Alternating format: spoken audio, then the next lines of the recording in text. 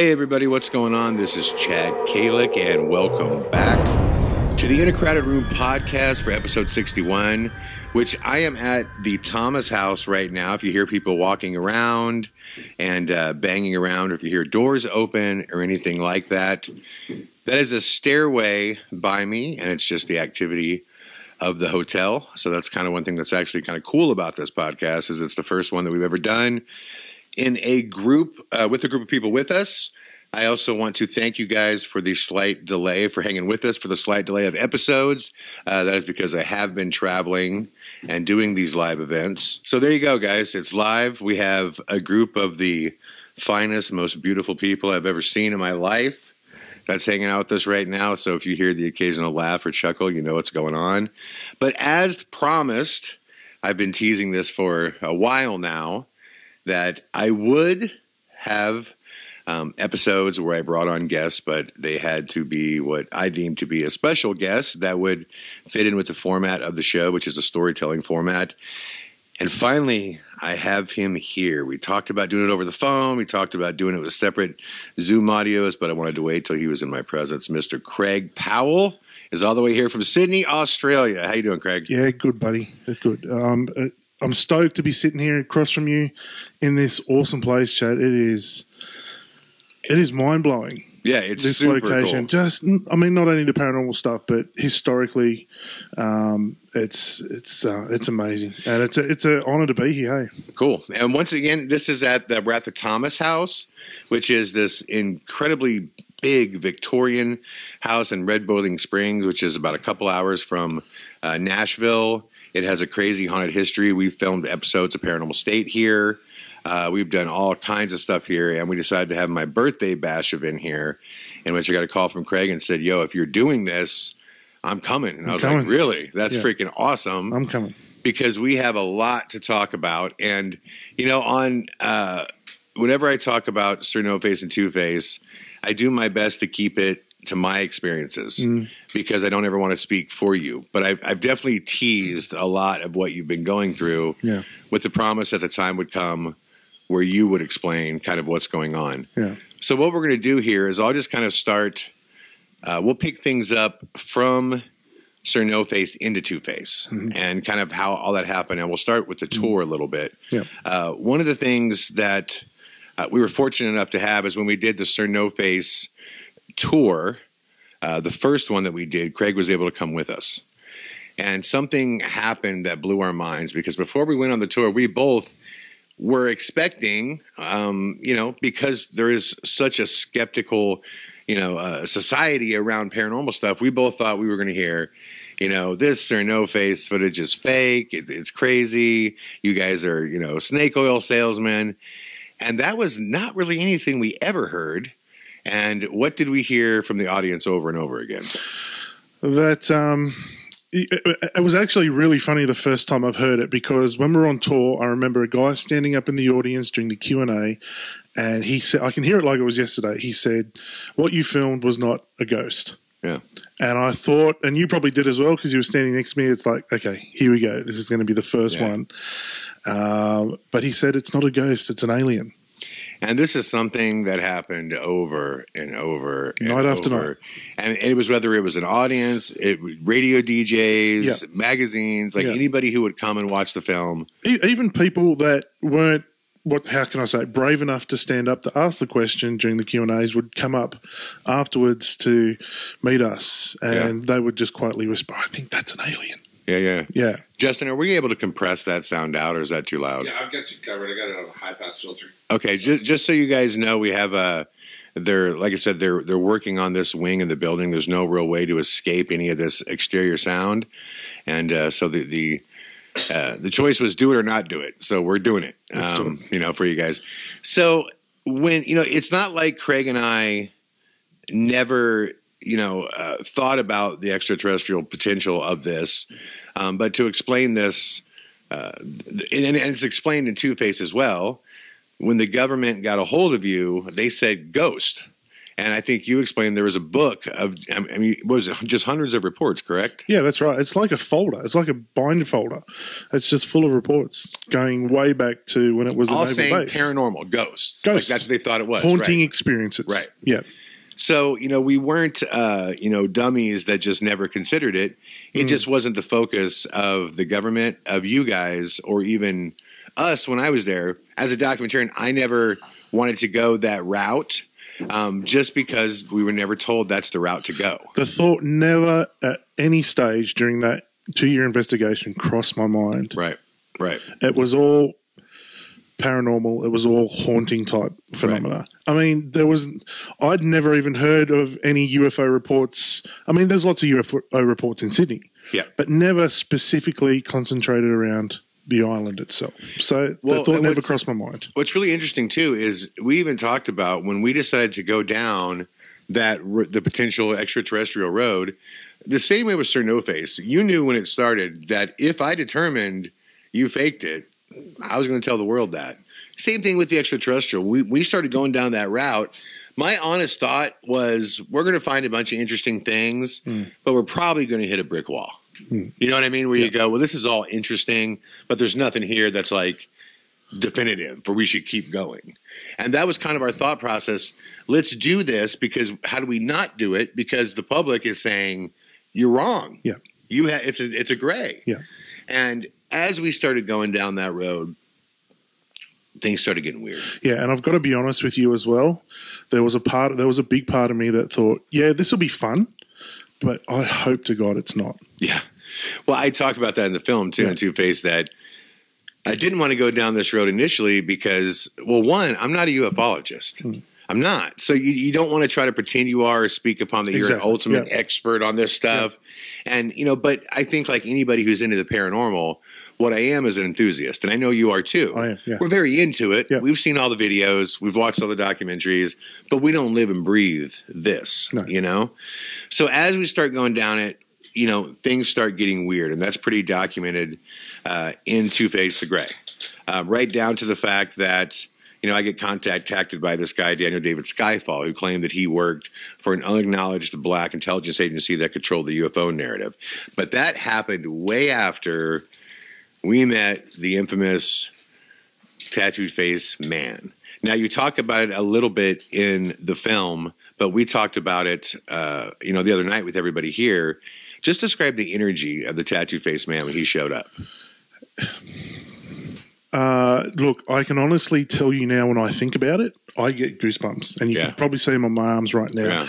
I've never experienced an energy from someone like that. The closest I could probably describe it is during a paranormal investigation when you're conducting a vigil somewhere and things are about to happen and that whole energy of the room will change. Yeah. It was very much the same, but it was when this particular gentleman walked into the venue. And as soon as he walked into that venue, everything changed. It was like, and I've experienced here in the Thomas house as well, it's like there's a dampener. Yeah. Where the sound just seems different. The vibe of the place seems different. And this guy had an aura about him which was just different to anything I've experienced. Yeah. Well, one thing that was really interesting about it is, and I didn't make this clear in the documentary, but we did not get the opportunity to speak to each other before he was approaching me. Craig and I were totally using nonverbal communication about who he was and what he was doing. The only thing that was said between us is as the tattoo man was cutting his way through the room, Craig was slightly in front of him. And as he walked up to me, before Craig said a word, I just looked at him and I said, "Dude in black." And Craig goes, "Yeah." And Craig goes, "I'm going to stand right here." And he stepped to the side. And what's also isn't made clear in the documentary is this is how serious this was. I was freaked out enough by his energy, and Craig was freaked out enough by his energy. We were ready to attack this man if he did something wrong. Like, it was that weird. It really was. He just had such a seriousness about him, and we didn't know the package he had. What we knew is that he didn't care about the paranormal stuff. No. Wasn't there for it, didn't care about it, and he just showed up, was like, how soon can I meet with Chad? That's right. So it was a very, very kind of scary moment in the sense where I'm thinking, if this guy sneezes, Craig's going to fucking ragdoll this dude, you know? I mean, and that's another really odd thing as well. During that entire presentation that you held, he picked a spot at the back of the venue, with no one else around him. Yeah. And when he sat, and my eyes were on him the whole time. Yeah. And he didn't move. Yeah. He didn't move a muscle. And he pulled his chair specifically away from the group too. Yeah. He wanted to be away. And I think that's his, now knowing what I know about him now, that's his protective security process. Yeah. He's not going to sit next to someone that could put a hand on him. That's exactly You know what I mean? He's going to sit out in the open so he could see everything coming and everywhere. Yeah. You know, but we didn't know that at that time. We're just thinking this guy's doing some really weird stuff. Had no idea what he was about. Right. No idea whatsoever. Right. So the following morning after this happens, we're all going to go to the Great Barrier Reef. We're going to go up there and go swimming. And but I remember I went through this process of not wanting to open it and throwing it in the trash and actually pulling it out.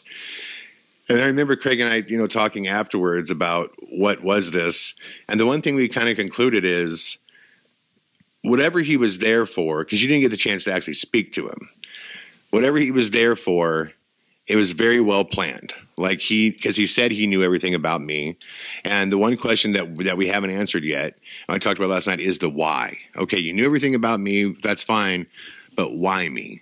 Now he said that, I was an insurance policy type of thing. If he disappeared, no one knew our connection. But we were talking last night, there's tons of people in the UFO community and the paranormal community that tour through Australia all the time. He could have went out and met any of those people. That are much more well-equipped and knowledgeable on this particular subject. 100%. Yep. And he didn't do that. No.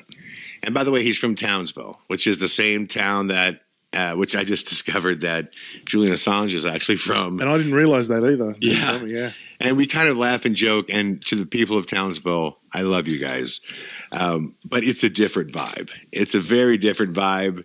I can't even put a descriptive word to it, but they're just different people. It's like the difference of, if you've ever been in Cleveland, Ohio, you drive an hour and you're in West Virginia. It's like that same just difference of people. And it's a very unique place. I heard at one point, a cab driver was telling us there was a big multi-million-dollar development for a while where they were trying to make Townsville the Hollywood of Australia, and it totally failed. But like all this money came in because there is incredible landscape everywhere and all this stuff. And he was like, they've tried many times to shoot films here and stuff like that, but it never happened. And the cab driver said to us, he's like, so when that industry failed, a lot of people left. And he was like, so a lot of people that are here, he goes, they're kind of like, and I pauses and he said, have you ever seen the movie Wolf Creek? And I've never seen this. Is that the right title of it? Wolf Creek, right? Yeah. So just really quickly, I don't want to get too far, but what is, because every Australian has seen Wolf Creek. Yeah. Not every American has. And we advise everyone that is going to travel across Australia to watch Wolf Creek as well.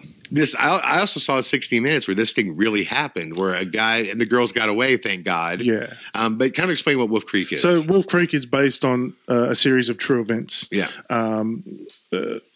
Being of which a serial killer was killing backpackers that were crossing around Australia. Through the bush, right? Through the outback and through the bush, yeah. Well, this is the legendary film amongst Australians. It is, yeah. And when you bring it up, everyone reveres. It's kind of like our Dirty Harry. Like everybody reveres it as, oh, that's the film, you know? I have since watched Wolf Creek. It's fucking disturbing as hell. And I've seen that this actually, but so that's what this cab driver was saying. He was like, it's kind of like Wolf Creek around here. And I was like, really? Oh my God. So there's like serial killers? It's like, no, just different kind of folk. You know what I mean? That type of thing. Love you, Townsville. I do love you, Townsville. And the people that hosted us, I want to be very clear. The people that had us at the event were some of the sweetest people I've ever met. Yeah. They were a huge help. Yeah. And all of them, I sincerely had a blast with you guys. Okay. So moving forward, you know, Craig and I both talk and we're like, well, look, we're going to go down this road. And I think I felt the same way you did. I didn't really want it to take off and do what it did. I thought, okay, well, this will be interesting because we'll have a part 2 and it'll, you know, explore this, but it's ultimately going to come to a place where we say interesting concept, but it's not an alien gray. Yeah. And what we start finding is between the tattooed face man having this package with this crazy story and everything that's in the package, I've alluded to in another podcast, and it's in Two Face the Gray. We can do a 20-hour podcast on that, so I don't want to go too deep what's into his package. But basically, he had an experience in Australia where he experienced this, what they're called ships of light. And he saw the same thing in Mexico and went on this journey. And while on this journey, a lot of really bizarre things happened that lead to a big, grand story of his, which, again, I want to do a separate podcast on that later on. But for the purpose of this podcast, what was important is between Daniel David Skyfall, like all these people start reaching out to me and contacting us. And there's a bunch of other things too. One thing I was going to say we haven't talked about yet that's super interesting. I got a guy from Montana got a hold of me and didn't want anything. Same thing. He was like, dude, you take this information for what it's worth. I don't got to be on a podcast or nothing. And I thought you'd find this really interesting. He lived right by Malmstrom Air Force Base in Montana. And that's the one that was famously all the nuclear warheads were shut down by the UFO, and that captain came forward and said, yeah, no, I was there. Like this went down. This guy claimed that he met in a bar a tattooed face man, had a different description than us, but he was wearing all black, had the Amun-Ra tattoo, and started giving him all kinds of warnings of what was going on.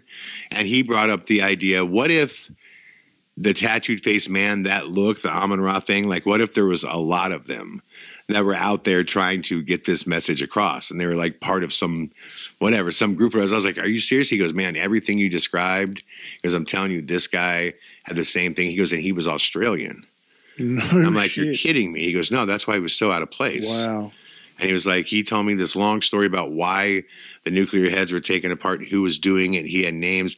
And he sent me this long story. And I have all the information as well, too. Yeah. And he was saying, but it's not the same guy. He's like, this guy was bigger. He was taller. He was bulkier. And he was like, I saw your photo. It wasn't him. He was like, but the guy was dressed like him, had the Amun-Ra tattoo on his face, everything. Wow. I'm like, dude, that's trippy. Wow. Like, if there's a bunch of them that are out there. So anyways, a lot of this stuff is happening. And every day, Chad, there is another piece of information that just creeps me the hell out, Consistently. And it hasn't stopped since we started going down this road. But Craig and I both start experiencing weird, what I would describe as surveillance type activity. Yeah. And at the end of Two Face the Gray, you see me talk about it, and you can see exactly how I felt at the time. Like, I don't want to be so paranoid that I'm calling everything this. And in a perfect world, none of it's real, and I'm just paranoid. But some time has passed since then, and I've spoken on this podcast about the things that happened to me. Just kind of, take the mic here and the lead, and from the beginning, from the first things that happened to you, just kind of, lay out the things that you've experienced. Yeah. It was like when I was talking to our guests yesterday. It's really hard to find where to start with this because so much has happened over the last 12 months. And I guess I always start from, and people have seen it in Two Face the Grey, where I get a visit during the making of Sir No Face. And you document it really well in the film. And to be clear, these were not traditional Men in Black from the 50s, Point Pleasant. They were not wearing those. They were not wearing the traditional Men in Black outfits, correct? Right. That's correct. And at the stage, I had no reason to even think of anything such as that. We were still dealing with a paranormal ghost investigation, right? So I had no inkling of anything like that. But the way they spoke and the way they looked and the way they had these smiles on their faces that just didn't leave their expression, something about that was very off-putting and very disturbing. Yeah. And it made me really angry. And it made me angry for a couple of reasons. The first reason why it made me angry was because people are coming to my house, where my family are, where my boys are, where my wife is. The second reason is because I'd like to see myself as a man's man. Sure. Big nuts. I like to think I can look after myself. I like to Right. think I can look after my friends. I like to think I can look after my family. Right. And to feel as intimidated as I did on Right. that If something's day. a threat, you're the guy that says, bring it to me. Exactly. Right. But the way they intimidated me without really doing anything made me angry, because I sat back later and I just went, dude, they just intimidated you at your home Yeah. and you did nothing. Yeah. So that made me really angry as well. Right. I've also got to tell you, and this is also said in Two-Face the Grey, that Nick, my wife, was the first one to actually comment about how the apparition of Sir No Face actually looked like an Looks like alien. a grape, right. And I had a bit of a laugh about it, and I've kind of gone, oh yeah, it kind of does. But other than that, that was the only time it was ever mentioned between us. In regards to things escalating, I can only put it back to when we actually made the decision to delve into Two-Face the Grey, Right. and you were going to make the film. Right. From that moment, a lot of things happened in my life that changed, I feel, the person that I am today. Right. And it started with feeling like we were being watched on a constant basis. Right. My wife has been followed, and she still continues to be followed by people in a black SUV with black tinted windows, headlights are on, that just constantly seem to be wherever she is. And that disturbs me and that worries me. And that happens a lot, to the point where this vehicle comes down our driveway and will stop out the front of our house. And Nick will notice it. And as she notices it and goes towards to see the window to see who it is, it will back out. It will just drive back down the driveway and disappear. It follows her late at night. If she's been out coming home late from work, or if she's been at the grocery store, this thing will follow her. I noticed that my phone started to do strange things.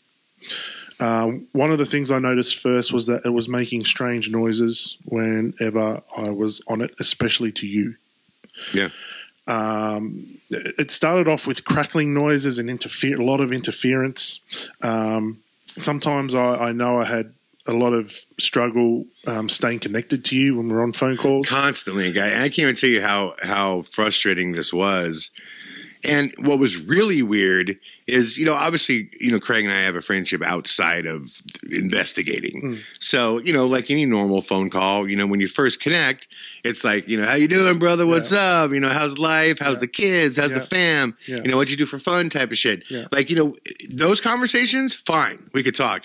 The second we would turn our focus, all right, man, well, let's get into this. Let's, talk. The second. Flip, phone's off. Yeah. And he would like drop every 15 to 30 seconds consistently. And I thought, well, this is my cell phone.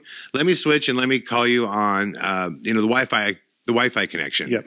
Same thing would drop. Let me call you on my landline. Same thing would drop. And that's when I was finally like, okay, well, that's one of the first reasons I was like, we got to use this tape of call on every single phone call that we make from now on. And that's when people had heard in Two-Face the Grey, you hear, and the reason that recording that beeping sound, and it's such a unique sound, and that was one of the reasons why I included it in there, because you could go online and search up natural sounds that people hear all the time, and people will identify what it is. We'd be like, oh, this is a system update sound that happens when this is. And that sound that we have is completely, there's nothing online that identifies that sound.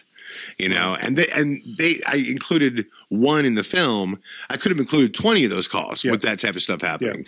But it was like, you don't want to do overkill. But we both become very aware we're being surveilled. Our calls are being recorded by somebody. And we're not even saying it's the Australian government. Like, we don't know who. We don't know. And that's the truth. We don't know who. No. And through our conversations, we both kind of felt like, I think it's probably like a third party, not the U.S. government, not the Australian government, but somebody else.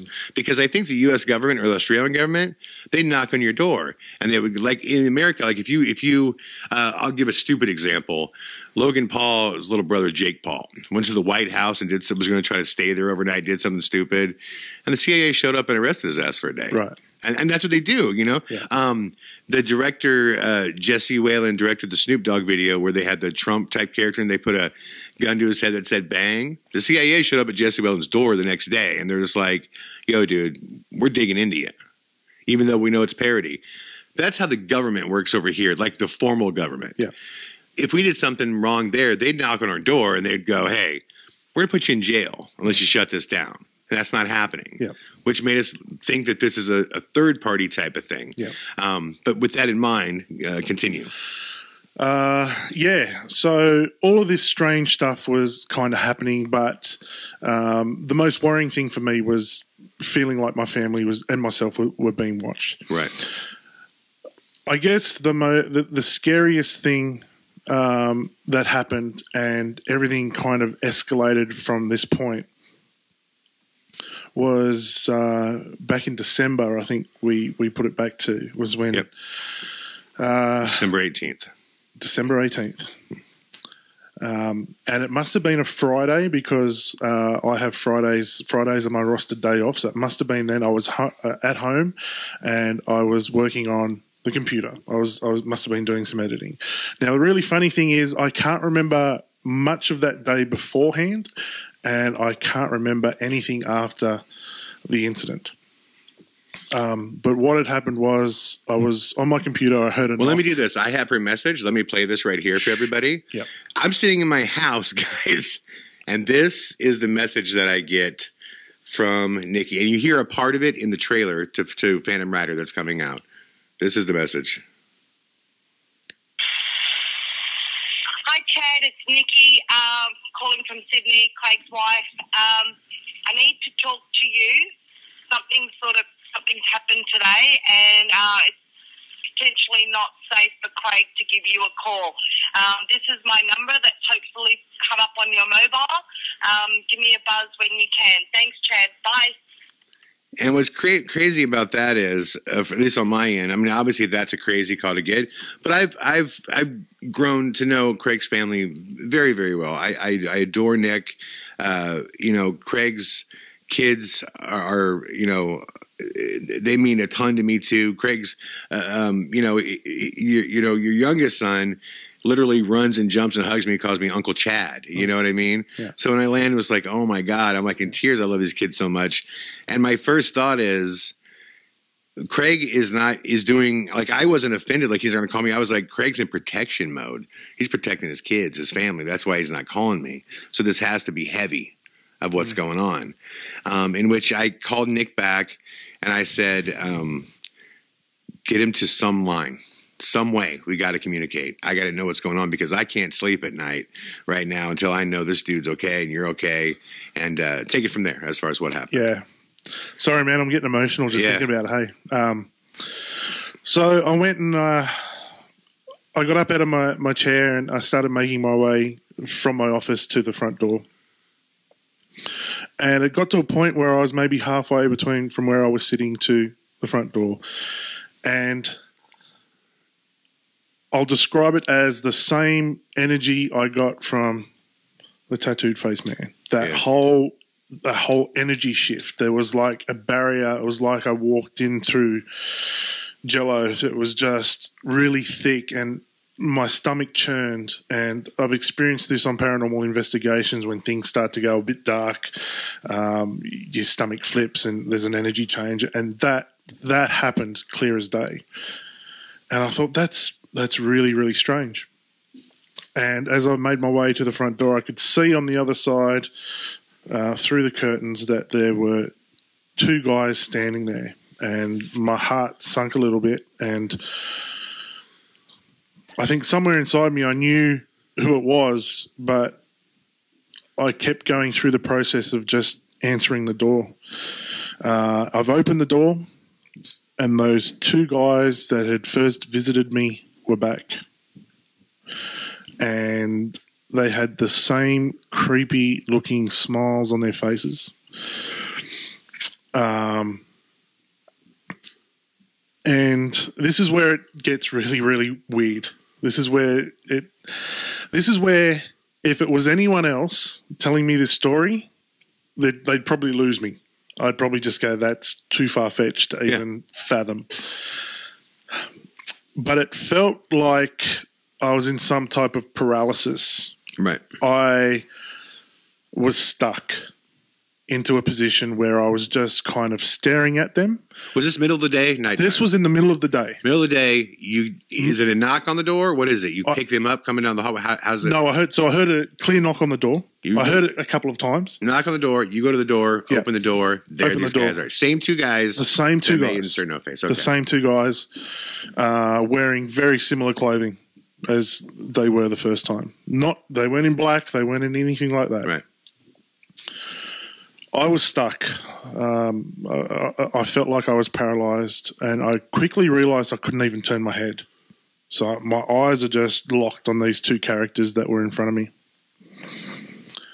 I felt my heart start to race, and I realized I couldn't even move my arms. I couldn't move my feet.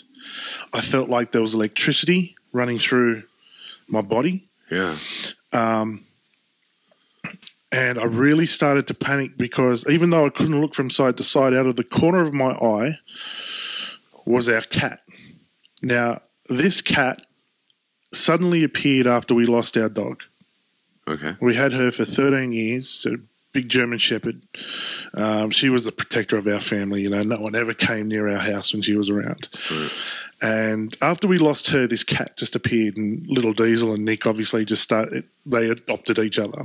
Yeah. So we had a cat. I was never a cat person, but the cat was more or less asleep on the mat beside the front door. I could see out of the corner of my eye that the cat started having a seizure. The eyes were rolled back in its head, and it started frothing from the mouth, and it was just shaking on the floor. Yeah. And these two, one in particular spoke. They had the same smile on their face, and they basically told me that this was the last warning I was going to get. That I was to stop doing what I was doing immediately with you. Yeah. And they know you by name. Yeah. That the next time they come, the warnings are done, and they're going to do something about it. Wow. Now, there were threats that were made even more specific than, we're going to do something. The first thing that they told me was that if I don't stop doing what I'm doing with you, that files are going to be placed on my computer that will be found, and that these files will end my credibility with everyone, including my family. That's crazy. That these files will send me to jail, that these files will damage me for the rest of my life. It's crazy because my first initial thought with that, are you familiar with the Stan Romanek story? I'm very familiar with it. Right. There's a big conspiracy over whether or not, these like child pornography stuff was found on his computer. And he obviously claims to have nothing to do with it. And a lot of people believe that an agency like this or someone planted this. That was my first thought when you said that. So yeah. And clearly, I know you're not that guy. So you're not anything like, you know what I mean, Ray? You're an amazing father of two. And anybody who knows that, the thing when I first started kind of digging through Sir No Face, for those of you that have never seen that, Sir No Face is not my celebration of your footage. It's my attempt to catch Craig in a lie. Mm. And I had spent 2 years not only digging into Craig's life, but speaking to everybody who knows him. And universally, the first thing that everybody said is, great guy, but great father. Great father. Like his boys are the world to him. You know what I mean? Mm. And clearly, I know you're not, that guy. Nor would I be involved with someone that was doing something like that. Yeah, but that had to be terrifying to hear stuff like that. It was. Yeah, it was. But don't forget, I'm in a state of paralysis as well. So I'm still thinking, why can't I move? Wow. Why am I stuck here? So I'm hearing this, but it's not really registering in my head. And that doesn't that particular threat doesn't register until later on. Right. The threat that does register, though, is the fact that he mentioned my son's school. Oh.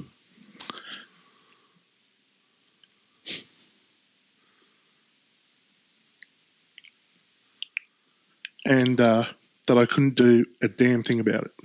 Yeah. And when someone threatens your family and you're unable to do anything, it is the most terrifying experience.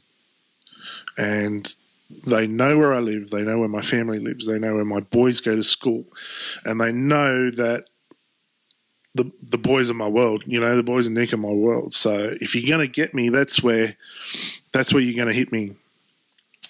Well, Craig, if look, for you guys could probably hear it, but if you're here, you'd be seeing it.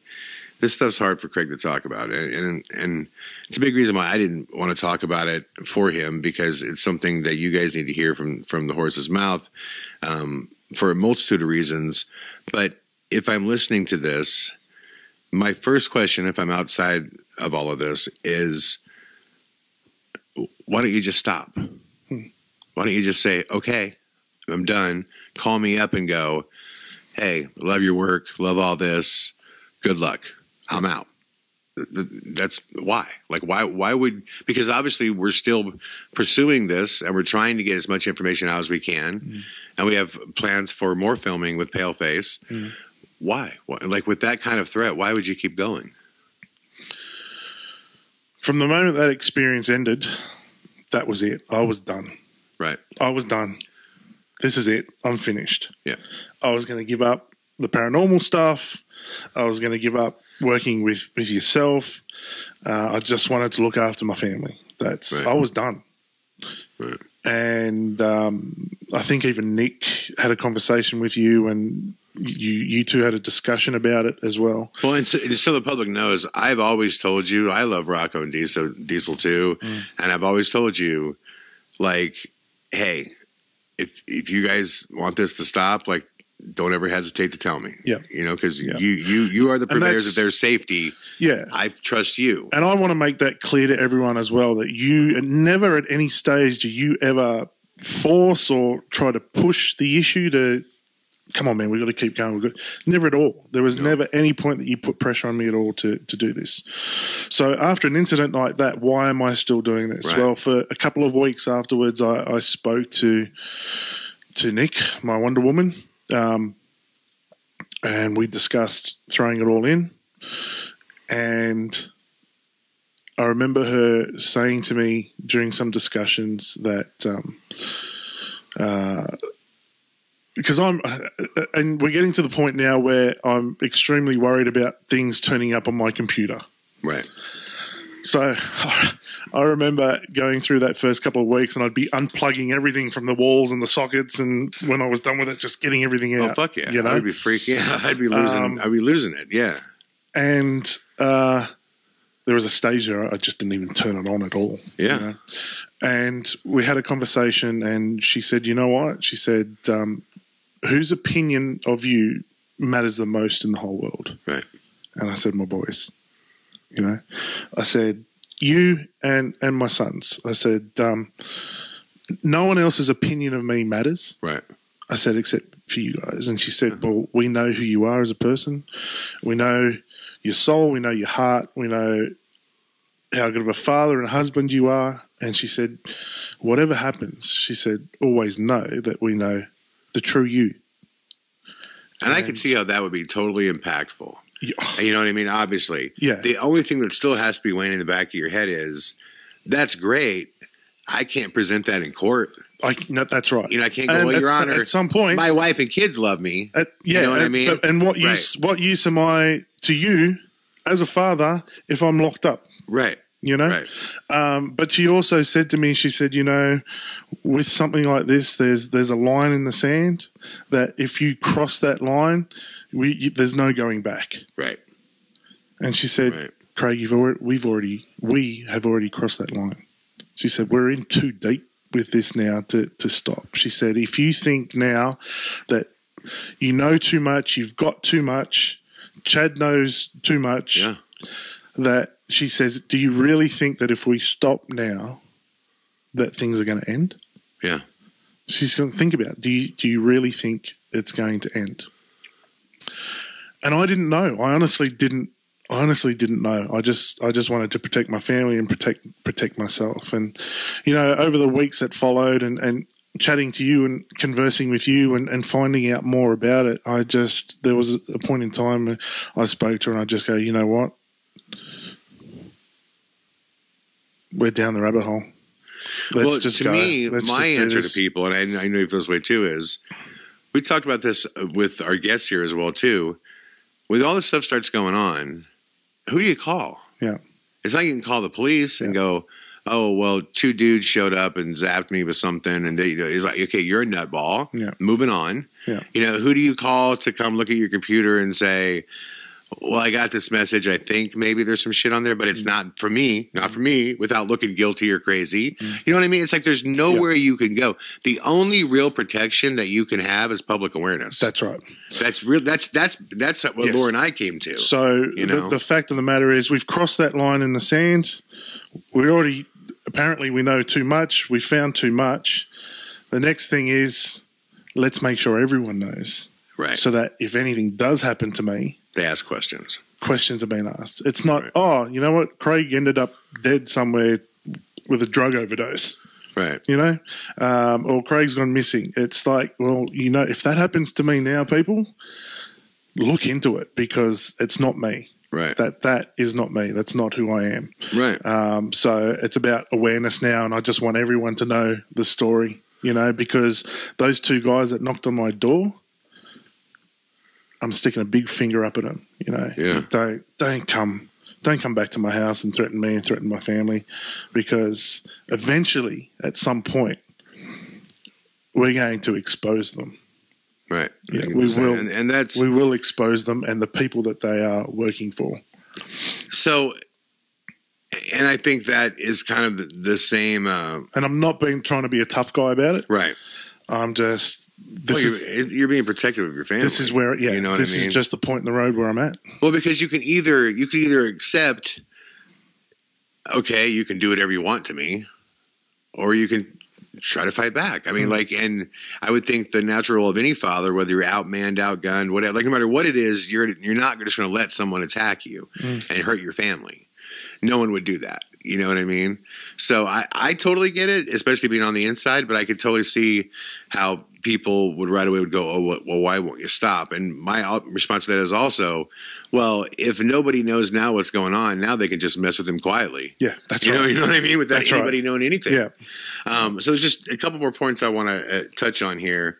And can I just say as well? That experience, yeah. Can I just say as well? So that experience of being paralyzed ended after they had walked away, and I lost sight of them down the driveway out of my peripheral. It felt like a lifetime it was happening, and I have no idea how long that whole experience took, to be honest with you. But several seconds after that, I started getting feeling back in my hands. I could start to move my head. It felt like I had pins and needles in my hand. It felt like I had been asleep. I'd fallen asleep on my arm. But you're standing up. Yeah. Wow. But my arms had gone dead, but I could start to feel the blood pumping through them again, and I got some sort of, normality back. The other thing that needs to be noted as well, that as I was talking to them, I could feel my nose running. Oh, wow.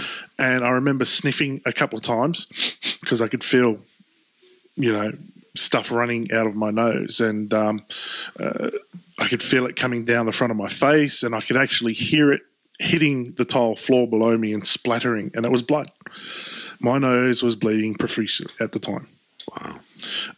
And they left, and that was the end of the experience. And I really don't remember much of what happened the rest of that day after that. No, hardly any recollection at all. And I would like to also say this. If this story came from anybody but you, yeah, it would be impossible for me to believe. I'm in the same boat. And this is still I'm in the same boat. The only reason I can wrap my head around this now is even because I'm experiencing my own weirdness, and I know I'm being honest about it. I could wrap my head around what you're saying, and I just also know you. And this is not like, for the skeptical mind, it's like, this is not a lie you tell. Like, this is a lie that blankets your family, your kids, like everybody.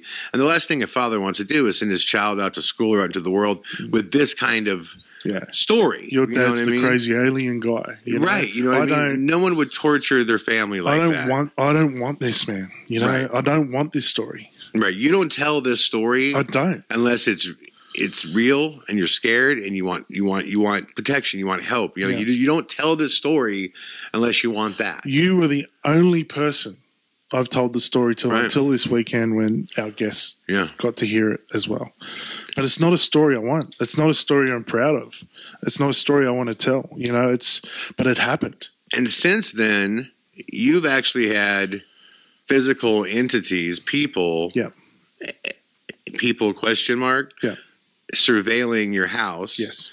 And I'm getting these calls from Craig, and I'm just going, hold on, there's people outside your place? Yeah.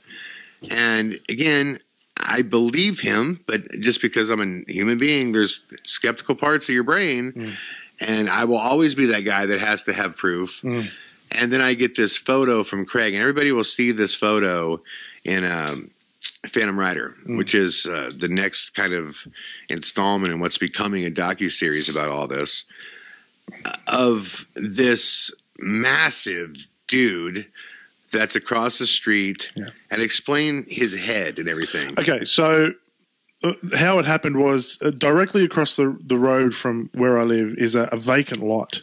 It's just got grass on it. There's a tree in there, and there's just other houses that surround this vacant lot. It's the middle of suburbia, but it's just a vacant lot right across from our house. And I was coming home one evening late, and as I was pulling into my driveway, I could see that there were two guys in black standing in the vacant lot, just watching it, looking at my house. Wow. And it just sent chills down my spine when I saw them. And my first thought was that it's the two guys that came and attacked me that day. Right. So I'm up the driveway, and you kiss the wife and the kids and all that type of stuff. And I've asked Nick if anything strange was happening, and she's telling me that, you know, there's people hanging around, there's black cars, and I knew these guys were out the front, and I really wanted to get a photo of them so I could send it to you and go, dude, see, this is what I'm talking about. I didn't want to go down the driveway and face these guys head on because I was still pretty scarred from that experience of being of course, paralyzed. So I jumped the back fence, and I've made my way down the neighbour's property out onto street level, and I had my phone with me. And when I got to street level, and I'm kind of hiding around, you know, bushes and stuff like that, I've looked across the road, and there, instead of being two, there was only one. There was only one guy there. But this guy wasn't looking, he was no longer looking at my house, but he had turned his back and he was looking into this vacant lot, which was just black, just staring off into it.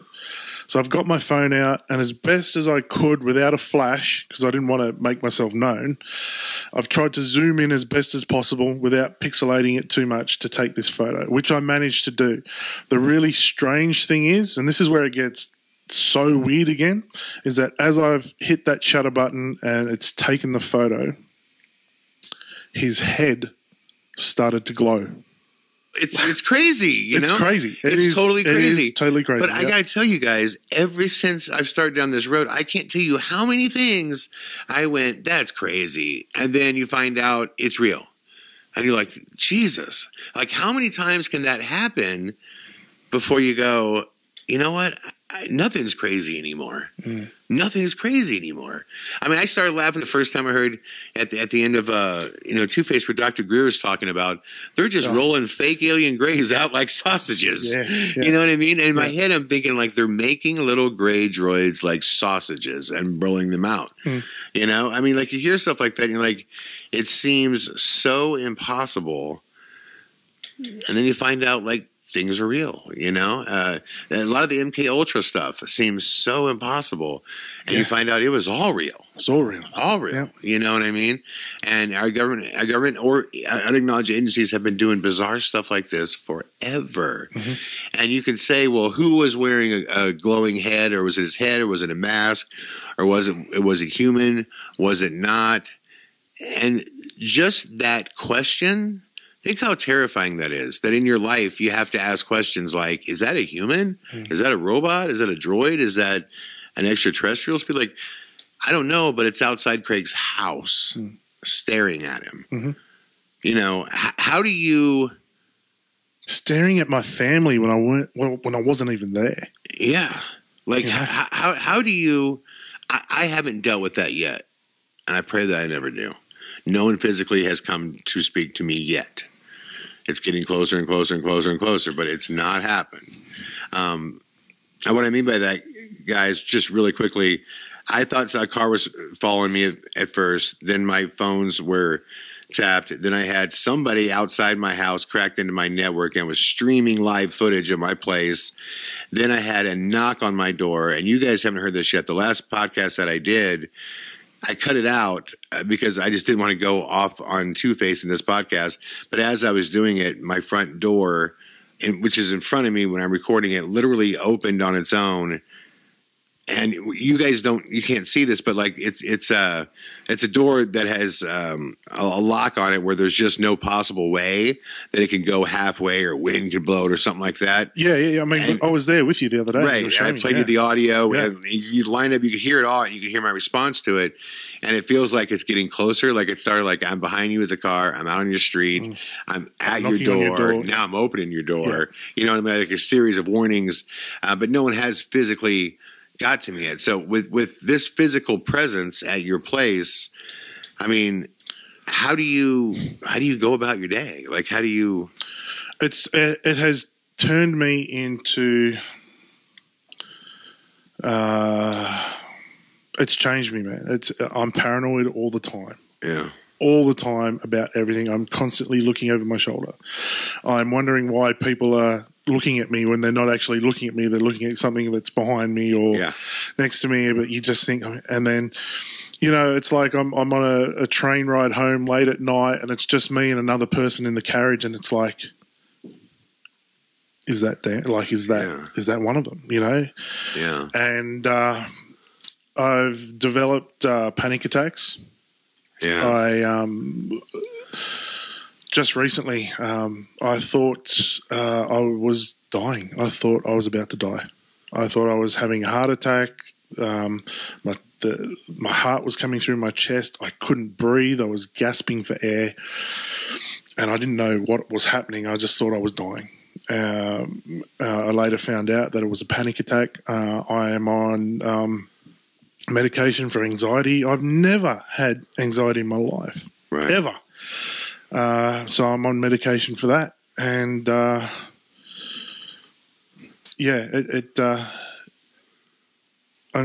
constantly looking over my shoulder, man. You know, that's all I can tell you. It's just, it's like you wake up in the morning and it's like, man, what's going to happen today? Right. You know, and I don't want to jump forward without buttoning the story up. And I feel like I kind of did, but after you took the photo, just so we have kind of totality to this. Yeah. So you take the photo, the head's glowing. Yes.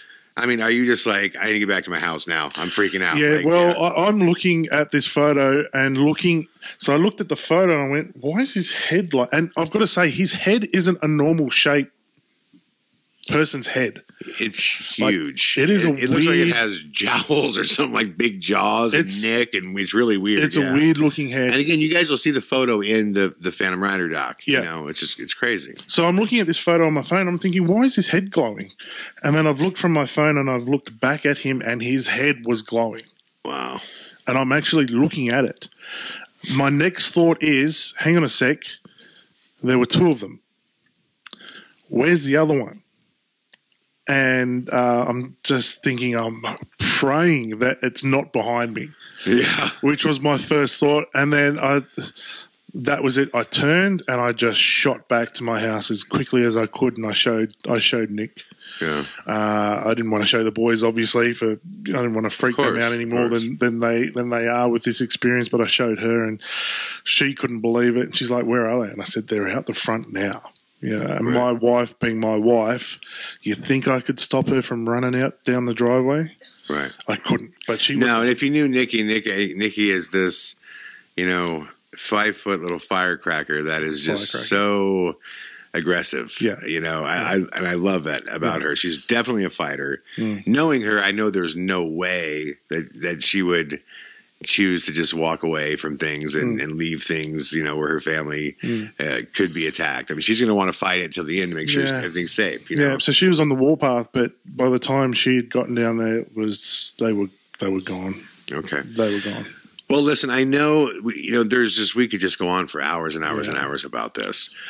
From there, guys, if you really want to see what has happened, I invite you to watch the trailer to Phantom Rider, which covers this whole time period, what's occurred since Two-Face came out to now. Yeah. We have, and just because I want you to see it, to everybody to see it in context of the Phantom Rider documentary, we do know now for sure that there is a third party. The government has now since recontacted you, and there's more going on there. Yes. The following you and the surveillance continues in multiple different ways. Yeah. And there are lights in the sky. Right. Oh, yeah. And we'll talk about that really quickly, and then we'll wrap it up. Oh, so, yeah, I mean, there's more to the story.